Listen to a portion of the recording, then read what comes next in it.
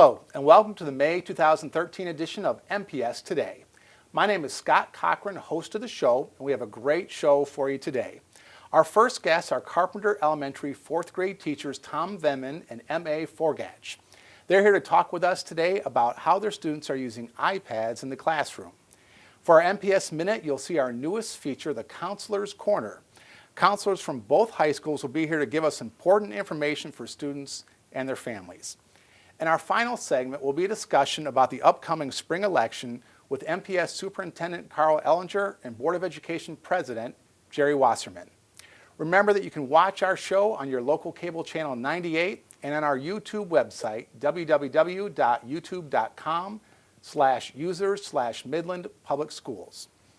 Now, first off today, we have M.A. Forgach and Tom Venman, 4th grade teachers at Carpenter Elementary. Tom and M.A., welcome to the show. Thanks. Thank you. Now, why don't you tell us a little bit about your background and what you've done for the district? Tom? I've been a teacher for 35 years. This is my 35th year. First year was in Marshall, Michigan, and then I've been in Midland for 34 years. In that time, I've been a 4th and 5th grade teacher at various times at Plymouth, Siebert, Chippewa Elementary, and then also now at Carpenter. Part of the time I spent 3 years teaching the NDOW program, the Gifted and Talented program, and that's what took me to Chippewa initially. So. Great. So you've done a lot of different things. A lot of different things, yeah. And M.A., how about you? Well, I've been teaching for 23 years, 17 of them in this district. I started in this district back in 1996 at Siebert as an advanced and accelerated teacher consultant. And I had some other buildings in that assignment too. I worked at Mills, I worked at Cook. And then I went out to Chippewa and taught a 3rd and 4th grade split, and now I've been at Carpenter for the last 3 years teaching 4th grade. Okay, great. Now 4th grade, it's a lot of fun, isn't it? It is. Yeah. What do you really enjoy the most about 4th grade? Well, I like the fact that they're just becoming independent learners, and so it's fun to watch them grow. It's fun to watch them work with others and help others out when they have some problems. And with the iPads, we've really seen a lot of that this year, which has been really exciting. They enjoy still learning at 4th grade, and they listen pretty well too. And there's lots of energy to go with all of that, right? There is lots of energy, yes. How about for you, Mr. Venman? What do you really enjoy about it? I think probably one thing that stands out, in addition to what M.A. has said, is the idea that we study Michigan history. And so many times kids will, after 4th grade, plan family vacations around some of the things that they've learned in 4th grade. And it's just neat to have them report back that we went here, we went there, and they're excited about it as opposed to, history again. So, yeah, I think that probably stands out as much as anything. Yeah, as the social studies curriculum specialist for the district, I think that's great, too. I actually remember being in M.A.'s classroom when you had your lighthouses around the room, right? Yes. It was neat to be able to point to some and tell the kids, oh, I've been there, and the kids were saying, well, I've been to this one, and I've seen that one. And yep, that's a great project. The kids love that project. Anytime we can draw connections from what's happening in the classroom to their life outside of school, it makes the learning exciting. Even more impactful, doesn't it? Yes. Yeah. Now, you've had iPads in your classroom this year. How's that going? Great. I don't ever want to be without them again. I mean, they really are very engaging for the kids. We use them as a learning tool throughout the day, every day, almost all day long. They're pulling out their iPads. We use them in writing. We use them in math. We use them in social studies. Talking about social studies, we had a fact about Detroit once being one of the 7th largest cities, and so we could get on our iPads and we could check it out to see, where's Detroit ranking right now. And so, social studies is such an important subject, and you can't get a textbook that can give you up-to-date facts because that's impossible to do. So having the internet right there at our disposal is excellent. So it allows you to stay current with information Very much so. Without having to wait until the one computer lab for the building is available or whatever it might be, right? Definitely, yes. And Tom, how about for you? It's gone well in our classroom as well. The kids really have gotten past that, that novelty of the iPad. Initially, that's what it was. It was kind of like, oh, this is so exciting. And not that it's not exciting now, but they find that they're using it more as a tool that we would like it to be. And just the times that they use it, it just varies.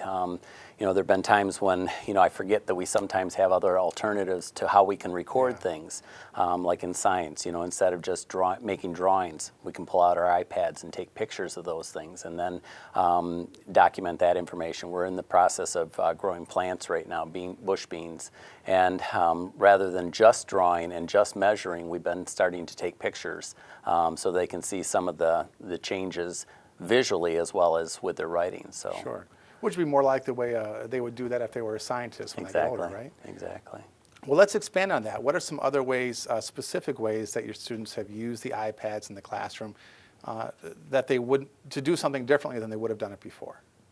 Well, I think one thing this year is I feel like I've gotten to know my students a lot better than I've ever gotten to know any of my students before, because I've had a chance to meet their dogs, their cats, their parents, see their houses. They've taken me on tours. They've learned to take pictures. They've learned to take videos. The other thing I really like about it is when they're having a problem at home, maybe with homework or they have a question, they can just email me. You know, it doesn't have to be in the school day. They can email me that evening and say, hey, I'm having trouble with this, and should I wait till tomorrow, or can you give me some help? And so those are two really nice ways that I wasn't anticipating on enjoying the iPads. I've been surprised also at how readily even some of our youngest students have been able to take pictures, work with those pictures for projects and things, take video and insert that into an assignment. It just almost seems they're not afraid to try things. So they experiment, and then they're able to, all of a sudden they have a new tool at their disposal. They used it for their lighthouse projects. They did a slideshow on their lighthouse, so that was exciting too this year. Usually we had them do a brochure or did a historical plaque, and this year they just did a slideshow, and I had not had experience with that app before, and so they figured it out. They helped one another. It was a great project. Yeah, sure. How about for you, Tom? I think probably one of the things that we've been able to do that obviously we wouldn't be able to is less paper, for one thing, and so that's been kind of neat. So one of the apps that we have is called Brain Pop and Brain Pop Junior. So they're a video, and they're social studies, science related, so those are pretty exciting. So it's a nice extension of the curriculum, and they're sometimes themed, like during Black History Month or Women's History Month, so they're themed in that way. But then they can just email us the results. So it's something where you've eliminated that whole paper process. So I think we've actually done more comprehension because we've been able to do that on a regular basis. And then this year, Jonathan Rand allowed people to sign up for a book that's not been published, but it's one that he's sending a chapter per week, a 19-chapter book. And so we've gotten a chapter per week, so we've been able to disseminate that to the kids each week. And you know, I think the toughest part for them is to wait for that next chapter. Yeah. But that's been, and then he wrote comprehension questions for that as well, and some other activities, but that's just been kind of a neat add-on to something that we wouldn't have been able to do as easily with, or been more paper pencil too. So yeah, I mean, think about that. So you have students who are interacting with an author while the author is developing a book. That's just a great thing. It's the kind of thing we try to replicate in the classroom all the time, but here it's actually happening. What a great way to use that tool. Now, I've heard some parents express concerns, you know, about students dropping iPads or losing them or having them stolen, whatever it might be. Has that been a problem in your classrooms? And do you require your students to take iPads home? I mean, what about all of that? I have not had a student lose their iPad. We have not had any kind of a problem with needing repairs. Nobody's dropped it. We have certain rules that we set up. We've told them that anytime they move with their iPad, because we had a Spanish application put on ours so they could take it down to Spanish with them. So they need to go through the hallway with two hands holding that iPad. Have not had a problem. They realize it's part of our classroom day. We have had a couple kids forget every once in a great while, and so we have a rule, 2 strikes, and it stays at school. We do encourage them to take it home. There are some parents that prefer that they not take them home, and that's fine. Then at the end of the day, they take them down to the office to a docking station, and they're plugged in there and powered up all night long. But the majority of the kids take them home and bring them back every day. It's just part of their everyday, just like bringing their textbooks. They bring back their iPad. So you haven't, I know when I talk with the technology folks, one of the things they told us that they have military grade cases they put the iPads in to I think they're called gorilla cases. Yeah, so they can handle that wear and tear of a gorilla or of a 4th grader, right? Right. Whichever one's stronger. And if an important point, I think, for some parents, if they choose to not have the iPad come home, to just have it stay at school, that's a parent's right to make that choice. Definitely. And we respect that absolutely, right? We do. So, and in your classroom, Tom? We've not had a problem either. I think probably the biggest thing is sometimes kids forget to charge it up because they're using it quite a bit. But we have chargers in the classroom, so that's not usually a problem. They just can't go too far from the charger, so it's one of those things where that's not a big deal. But as far as forgetting it, it's kind of like one of those carrots in front of somebody's nose. You know, they really want to be able to use the iPads, and they're really regretful if they don't have it. And it usually is one time, and that's not a problem after that. It's a built-in incentive. Oh, it's a very much of an incentive for sure. Sure. Well, in 2 years, in the spring of 2015, we'll be entering a new era for assessment as far as the state of Michigan is concerned, right? They're going to have us having our students take the Smarter Balanced Assessment instead of the MEP or the MME tests. And they're requiring us to have students take those on a computer or a mobile technology device like an iPad. Can you foresee your students taking those on an iPad or an iPad type of tablet instead of going to the computer lab? I could see that. I think that probably if the kids have iPads for a couple years in a row, because we've seen such growth since the beginning. Sure. You know, just the fact that they're better typers. You know, the keyboards are a little smaller than in the computer lab, so I think that that's an issue for some kids. But I think that the more they use stuff like that, I think that the easier that'll be for them typing. So maybe with the writing part of that might be a little bit of an issue, but I have a feeling in a couple of years that, you know, if we're able to have iPads for all kids, that would be not an issue. Right. Plus the convenience of not having to schedule a time to go to the computer lab and being able to just whip those iPads out whenever you are ready to give the test instead of having to schedule everything would make it a lot nicer. And you think about when a student's not in school, I mean, having to schedule them back into the computer lab and other classes are in there, it gets pretty complicated. It'd be a lot simpler if they were able to do it in the classroom. Very true. It would. Well, there must be things that you like to try, you know, that you haven't yet done with the iPads. And I think it's an important time you talked about the fact that at first it was novelty, and now it's a tool. And students are accustomed to using it. You guys are obviously accustomed to using it. I've heard the same thing from other teachers in the district that have the iPads in their rooms. You know, what are things that you'd like to do with the iPads or you're thinking about doing with the iPads that you haven't done yet? Well, I think one of the things that I know that we need to find out more about at this point is how can we transfer information from the iPads to some other avenue so the kids can have that as a keepsake, because obviously they invested a lot of time and effort into their writing, into some of their pictures or movies, and to not be able to have those go to them, that might be an issue. We can email a certain amount, but like in a movie, you can only email segments, at least with some of the things that we found. So maybe there will be some things that we'll find that we can do that more successfully. But I think just being able to give the kids their portfolio, so to speak, of what they've done this year, because I think that, you know, kids who were reluctant writers, many times we found that they've wanted to write more because they're able to type it as opposed to the actual act of writing. So I think that just being able to try some of those things to be able to transfer it would be one thing that I'd like to learn too. You know, even just in the last year, I've noticed more apps that are kind of in the cloud, so to speak, that are not hosted on one particular device, but hosted on the internet. So if a student were to use one of those, they could then access it from a different computer, from a different device, which they can then print off of or save onto a memory card or a memory stick. It seems like more and more things are headed that way, doesn't it? So that would be a good solution to that. How about for you, Emma? Well, it feels like we've just touched the surface. I mean, there's just so many new things that come out constantly that it gives us a chance to learn new things. One thing I'd like to see is put our math program, make it available for use on our iPads, the Envision program. That's something that we can't use right now on our iPads, and that would be nice if kids could take tests on that. That would be a good way to practice for the tests coming up in our future. And I really think the iPad cafes that we have available to the teaching staff on Tuesday afternoons are important, because it gives us a chance to get together as professionals and talk and say, I discovered this, or I'm using this, and why don't you guys try this, or this really worked, or this wasn't as good as we thought it would be. So that's very valuable too, to always have that professional development available to us. Sure. And it's great having it on a weekly basis. You know, Emma, that it is a great tool, and it makes me think about we talk about the 21st century learning skills all the time and preparing kids for college and career life after high school. And one of those things, one of those skills and tools is collaboration, and being able to work together to solve problems, being able to develop innovative ideas with other people. And the iPad cafes, or times for students or teachers to get together to talk about how they're using the iPads would be a great way to do that. You know, every time I talk to teachers who are using iPads in the classroom, they say they can't imagine teaching without it. No. And when you talk to kids that are in those rooms, they say they don't want to learn without it. Yes. So it really is something special. So It really is.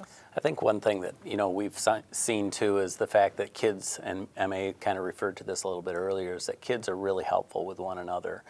So often we'll say, okay, this is a problem that so-and-so is having. Has somebody else had that problem? And somebody's 2 or 3 hands go up, and so usually we're able to solve it within the classroom.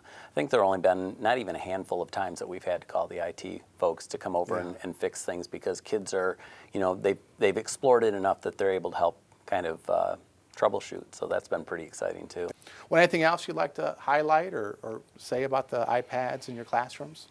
I think I was a little nervous at first because, I come from the kind of that old computer age where when you hit a button, sometimes you destroyed things. Well, kids have none of that fear. And I think that that's been kind of the exciting thing for me, is I've kind of gotten to the point where I've been able to release some of that, what I think I have to hang on to, and realize that the kids can be the teachers as well as the teacher can be the teacher. And I think that that's probably one of the more exciting things that I've seen through this whole process. But just the collaboration, the kids being willing to help each other, it's just been better than I could have imagined. Seems like it'd be easy to get your students all working in different places too. Yeah.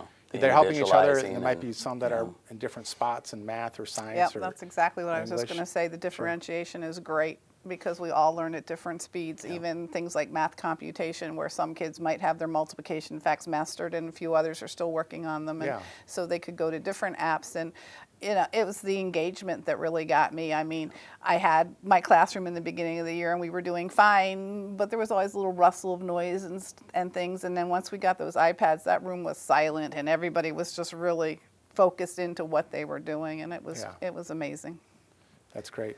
And those are 2 challenges we talk about all the time in education, aren't they? Engagement, making sure students are actively involved in their education on a regular basis, and that idea of reaching every student where they are and moving every student forward as quickly as we can, right? I mean, that's what a great tool to do that. Well, Emma and Tom, thanks for coming in today and talking with us about the excitement and success your students are having with iPads in the classroom.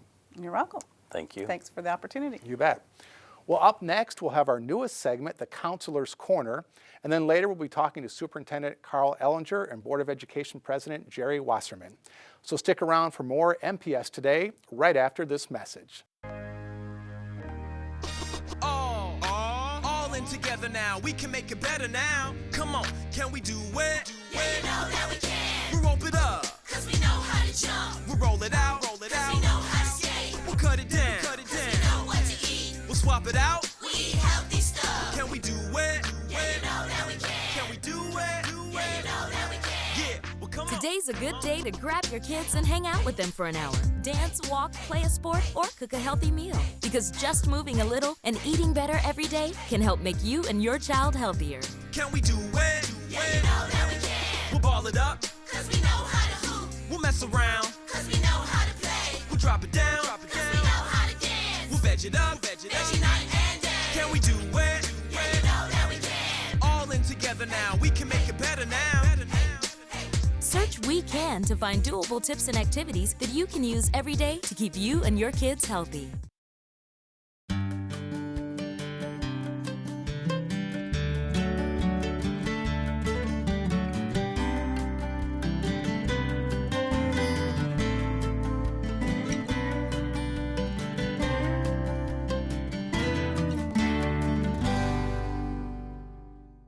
Hi, welcome to Counselor's Corner. I'm Lori Hallberg, counselor at Dow High School, and this is Craig Hawkins, counselor at Midland High. We have a few updates of important information for the month of May. The first thing is for seniors. They get very excited because May is the end of the school year for them, which means the end of their high school career. Near the end, middle of May to the end of the May, we will meet with seniors to do a senior exit. That includes finding out what their plans are for the next year and helping them with what the next step is. Do they need to send their final transcript? Most colleges do want a final transcript sent to them so they know that yes, their student really did graduate. We use Parchment as our way to send those transcripts, which is an electronic website, and all the students have an account to send their transcript electronically. We also, a very fun part is giving students back their files that have information from kindergarten on. We like to gather information on scholarships. We also gather information for ourselves. Students will write down a list of scholarships that they were offered, and we tally up that amount, and it's announced at graduation, which is always a nice large number. It's nice to see our students being rewarded with scholarships. So leading to graduation, a couple dates that may be important. The last day for seniors is Friday, May 31st, and that day consists of a senior breakfast and a nice send-off from their ending of high school years. Graduation is June 7th, which is a Friday, and students will receive 5 to 6 tickets, depending on each school, how many tickets are available. If your student needs more tickets, then they need to sign up in the office for more tickets when they become available. Another important part that happens in May, we do a lot of international baccalaureate testing and advanced placement testing. Now these are tests that students choose to take. They pay for them, and again, they potentially, depending upon what their scores are on these, they could earn college credit depending upon the colleges that they're going to. And we always recommend that students call the colleges and ask if they take advanced placement credits or international baccalaureate credits. Most colleges will do that, but it's good to kind of do a check to make sure you can see how much credit you're going to get at those particular schools. The testing is done during the day. We have various sites throughout the district. We do some at our administration building. We just do some at Dow High, Midland High. So students are asked to, if it's downtown at the administration building, they're asked to provide their transportation. If it's in the schools, we may have some testing at Midland High that Dow High students will have to come over and vice versa. So we ask students to get their transportation to the testing. We have morning testing and afternoon tests. And when the students sign up and register for these exams, they'll know, we give word to them on when they're going to be testing and when they have to be there. But it is a nice opportunity for students if they wish to take those exams. They don't have to, but again, it's a nice opportunity for students to potentially earn college credit while they're still in high school. So that's a pretty important thing that we do in both high schools. So if your student has questions on those, they need to get to their counselor and we can inform them of that. And like I said, predominantly it's juniors and seniors that do these tests. And I think that's pretty much all for this session. Please join us in June for our next session when we'll give you more information. So this is my computer. This is your computer. Let's go on the internet. Let's go. Click it. Yes. Okay. I cursor in between the R and the E. If I say dot, I want you to just push the period. She's gonna love me all over again now. That's it. Jamaica, here you come. Here we go. Good job. Thank you. Thank you. And I did it by myself. Feel smarter. Welcome back to MPS Today. We're here to talk about the upcoming spring elections with MPS Superintendent Carl Ellinger and Board of Education President Jerry Wasserman. Mr. Ellinger and Mr. Wasserman, welcome to the show. Thank you. Thank you, Mr. Cochran. Now let's start off with the basics. What is a sinking fund and what is a technology bond? The sinking fund is pretty familiar with our community, Scott, because back in 2002, our community had supported a 10-year run of that. Mm-hmm. And really, you're limited by law for what you can use sinking fund dollars for. For the most part, they are projects that often the community doesn't see. But it goes for renovations, infrastructure, replacements of material if you have to remove asbestos, upgrades, things like that. But those dollars have very specific purposes as defined by law, really. So the sinking fund by law would be defined more about building improvements, building upgrades, boiler repairs, roofs, things like that. Not people or things, but structures. Yes, that's infrastructure. true. And it can include renovations like I'd mentioned. And if you're going to expand, in the past, we've used them to expand our music facilities, and you can make changes with it. But you cannot do new construction from sinking fund dollars. And that's a point of clarity that most people want to hear prior to an election. Sure. And what about the technology bond? Yeah, the technology bond is very unique. Again, the language is very specific on the ballot that we're going to have coming up on the May 7th elections. That can be used for hardware, and it's primarily, we have over 2/3 of our requests coming before the public. Actually, we have about 61% that will be used on purchasing devices that will be directly in the hands of teachers and students. We will use that to address things such as building security. We have some infrastructure work. We want to continue investing in backroom and network services where is necessary, because if we go full scale and we do one-to-one technology for our staff and students, we certainly want to have a backbone that we've invested in that can handle that technology demand. Sure, it's one thing to put devices in people's hands, but we have to be able to support it as well. Absolutely. So it sounds like you're saying about 2/3 of that technology bond would go to support computers or other computerized type devices that would be in the hands of students and teachers, and the other third would be proposed for more building security and network capabilities to handle all the technology that we would have. I would say that's accurate. Okay, thank you. Now, Mr. Wasserman, why is MPS asking for these proposals right now? Good question. As many voters recognize, we did the sinking fund, started a sinking fund, and they gave us the money back in 2002, and that was a 10-year run of reinvestment. So that's done, though. And that's done. Actually, it actually expired, and there's been a, quote, bare year that we've had. If you look at the sinking fund, it equates to about 2% spending in each of our buildings on its replacement asset value.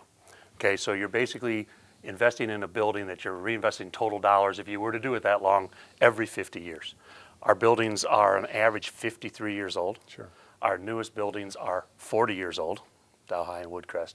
And so the need to reinvest in these buildings is high. 2% is not high.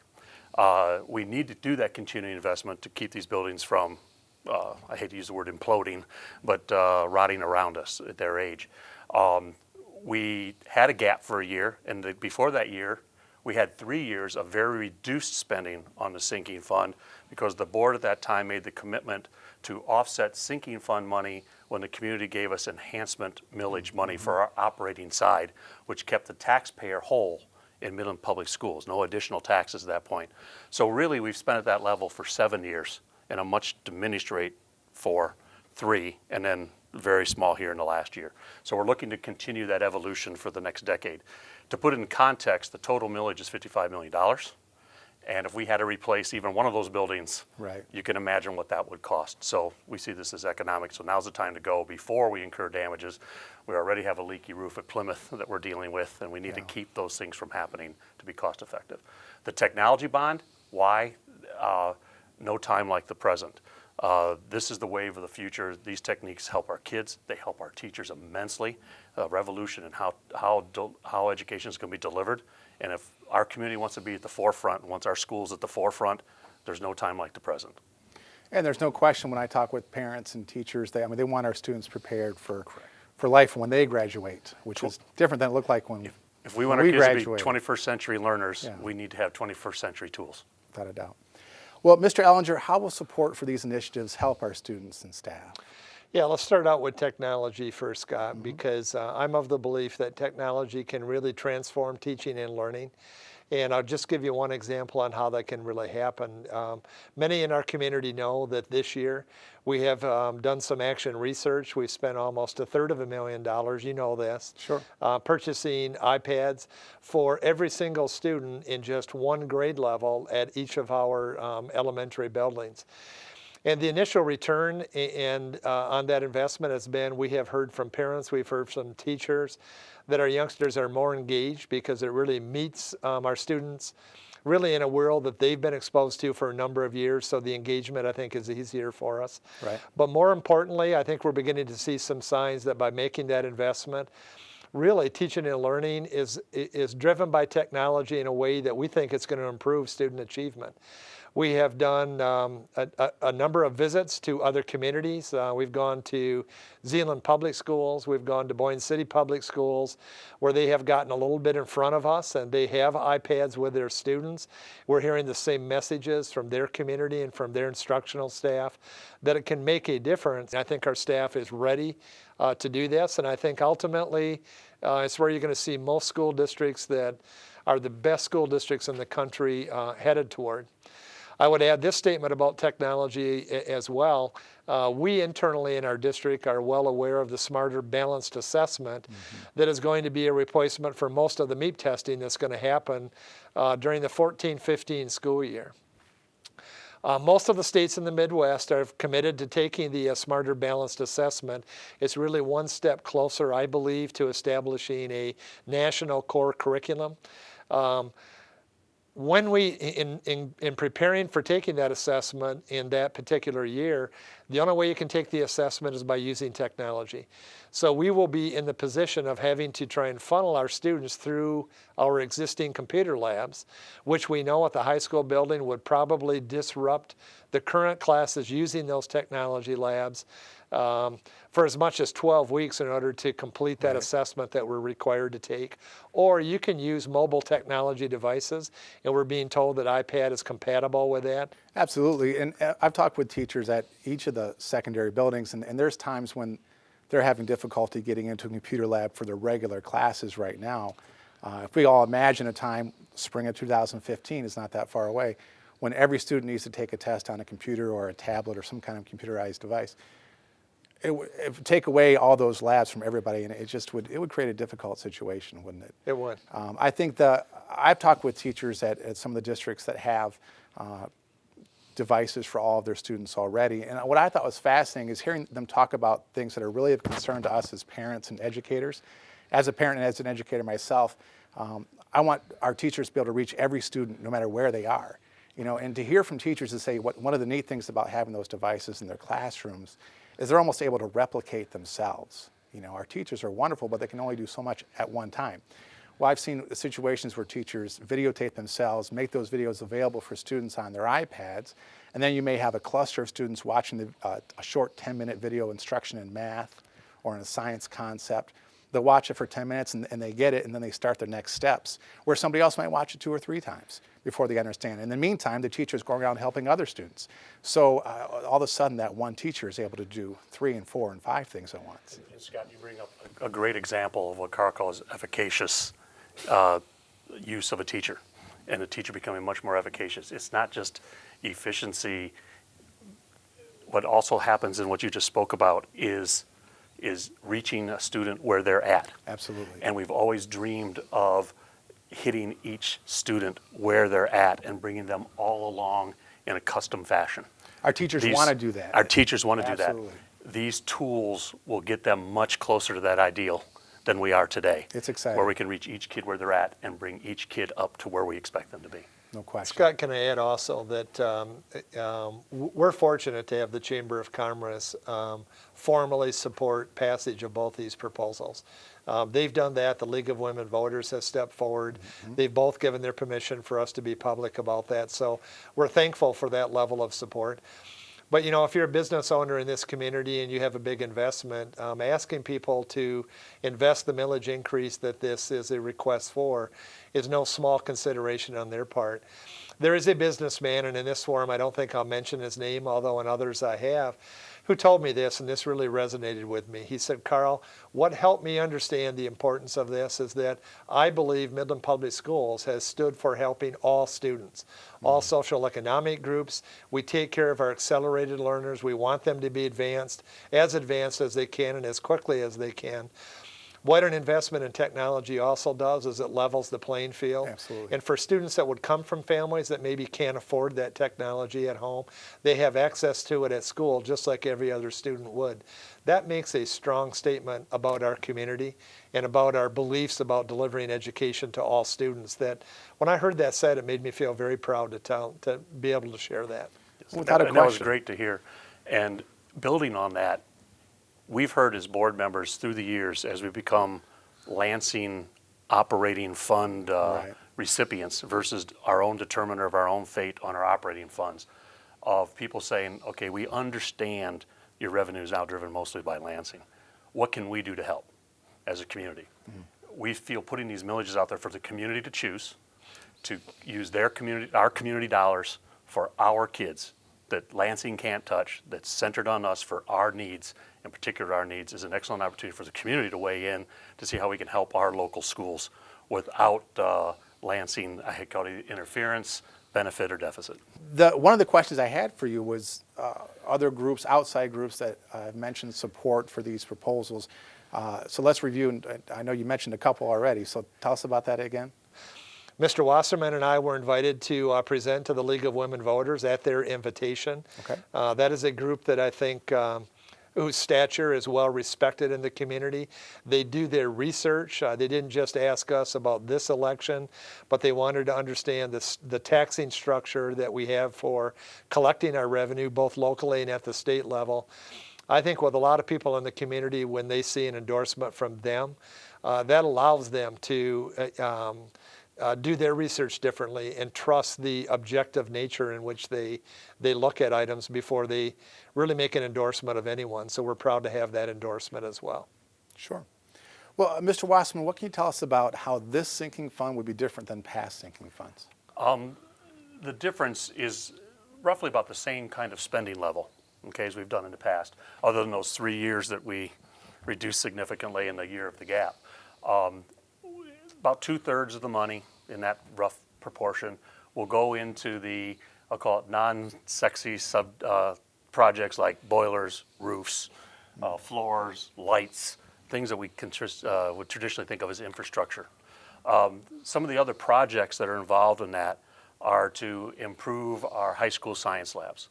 If you went into those science labs and saw their current condition and their state of birth, you would go, aha, that is desperately needed in a town that prides itself on its science and math. Specifically chemistry labs. Chemistry labs. Not all, but I should be careful. Yeah, chemistry labs. I apologize.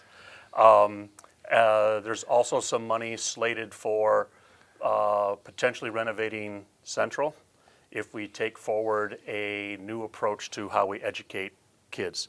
And people have heard this in our community as new tech. It would be for roughly 100 students per class, high school level. So ultimately there would be 400 students in this, 50 in each class from each high school. They would still be citizens of their old high school, participate in their extracurriculars, their band, their drama, and things at their own high school, and then have their core courses there. This would allow that to be renovated.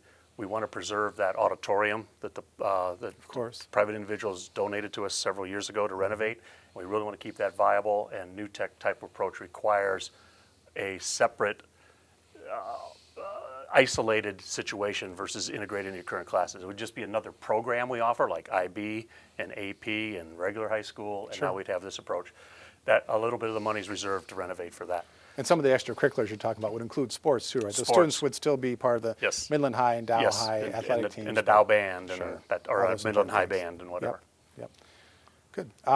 What's interesting to point out, I think, too, is that if in districts that don't have sinking funds, they still need to do many of those things. And it would still happen. They have to repair the roof at Plymouth, have to replace boilers that get old.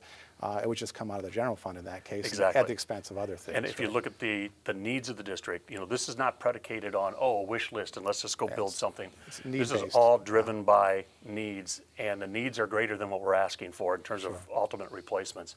And at a 2% spend rate against the replacement value, this is not a huge amount of reinvested dollars. And if they do have to come out of the operating fund, you're talking a $5 million plus a year.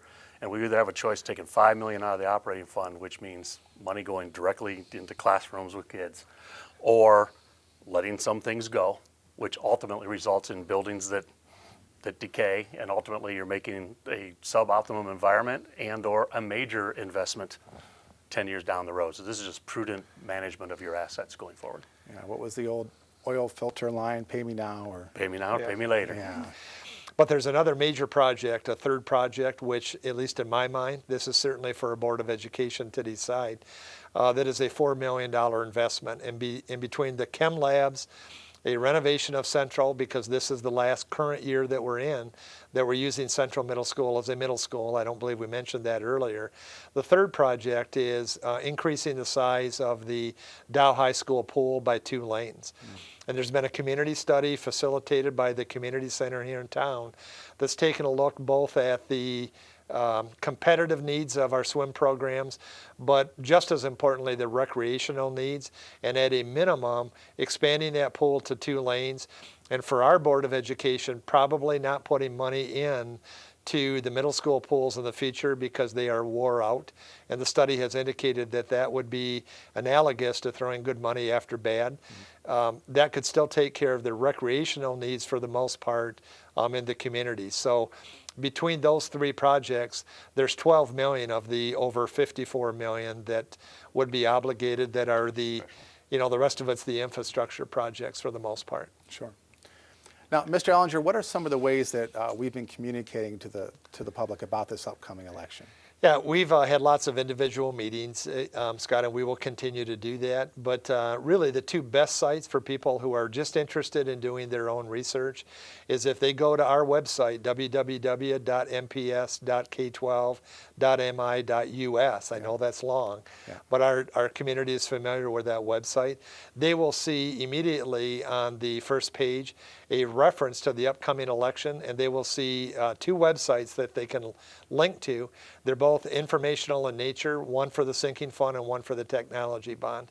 And we would encourage them to go there. There is an FAQ about the implications of all that there for frequently asked questions. And we will update that from time to time right up until the election on May the 7th. So that's what I would ask them to do. Well, as educators, we're all consumed with the idea of preparing students for life after high school, for success after high school. In your eyes, what does preparing students for the 21st century really mean? Yeah, I'd be happy to talk about that, Scott. But the work world has been reshaped since a lot of us graduated from high school. And it requires collaboration. It requires critical thinking. Not that it didn't require critical thinking before, but that critical thinking applied to real lifelike problems that we have to expose students to while we have them in a K-12 system is going to have them better career and college prepared. They have to be great communicators. They have to know how to present. They have to be able to write well. They have to have those kinds of English skills that have always been traditionally important.